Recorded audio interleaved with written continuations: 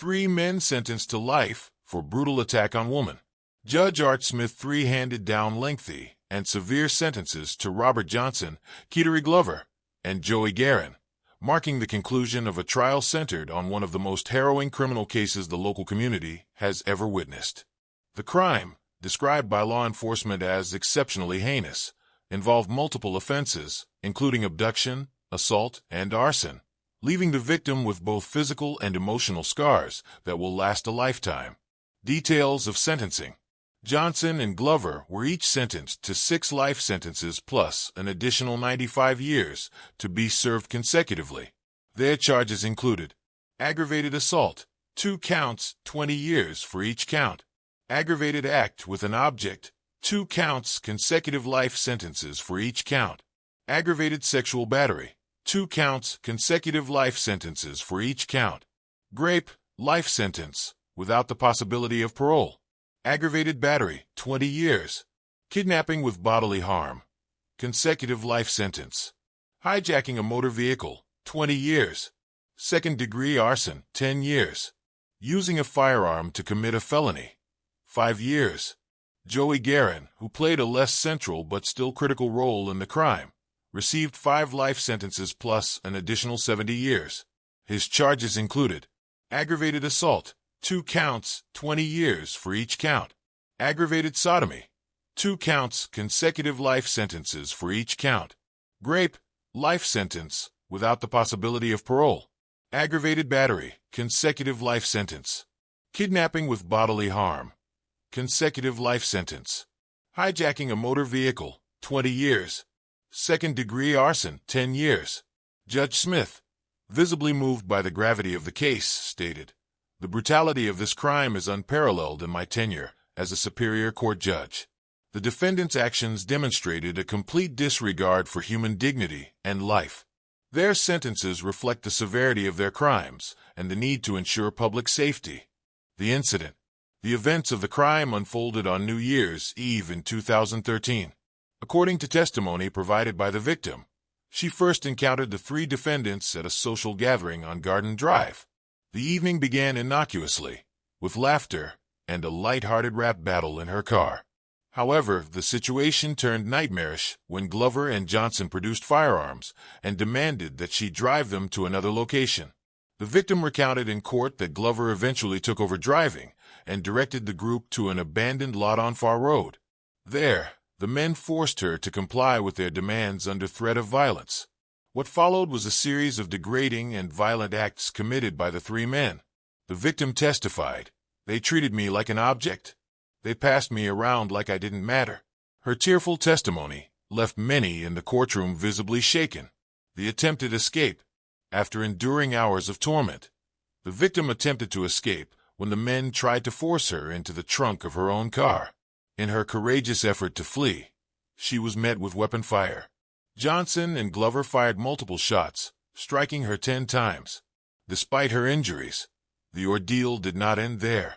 The assailants retrieved a gas can from the vehicle's trunk, doused her in gasoline, and ignited before fleeing the scene. Survival against the odds. Miraculously, the victim survived the attack. Her willpower and resilience astonished both medical professionals and law enforcement. Her recovery involved extensive medical treatment, including multiple surgeries, and she continues to deal with the physical and emotional aftermath of the attack. Miraculously, the victim survived the attack. Her willpower and resilience astonished both medical professionals and law enforcement. Her recovery involved extensive medical treatment, including multiple surgeries, and she continues to deal with the physical and emotional aftermath of the attack. The trial. During the trial, Prosecutor Sadhana Daly presented compelling evidence and testimony from witnesses, including the victim and the lead investigator, Lieutenant Lance Deaton. Daly referred to the case as a defining moment in the fight for justice for victims of violent crimes. Lieutenant Deaton testified that the crime was one of the most, if not the most, brutal he had ever investigated. He described the painstaking process of collecting evidence and piecing together the events of that night. The victim's testimony was central to the prosecution's case, as she provided a detailed account of her ordeal. Impact statements.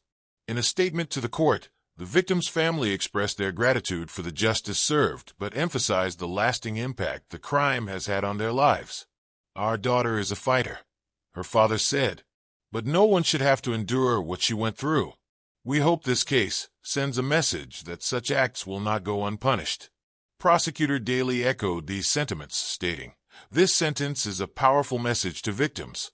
You will be believed, and justice will prevail. It is also a clear warning to perpetrators. These actions will result in the harshest penalties." Defense arguments and rebuttal. Defense attorneys for the three men argued for leniency, citing expressions of remorse from their clients. Adam Deaver, representing Glover, stated, "My client has shown genuine regret for his actions. He handed me a letter expressing his apologies to the victim and her family." Similarly, Angela Dillon, representing Johnson, acknowledged the indefensible nature of the crimes, but requested a sentence that took into account his expressions of remorse. Prosecutor Daley, however, dismissed these claims, asserting that the defendants had not shown true accountability. Their actions during the interrogation and their continued refusal to accept responsibility speak volumes. They are not remorseful for what they did. They are remorseful for being caught, she argued. Past criminal records. Daley also highlighted the defendant's prior criminal records, particularly Johnson's juvenile history, which included a conviction for child endangerment. This pattern of behavior underscores the danger these individuals pose to society, she said. Judge Smith's final remarks.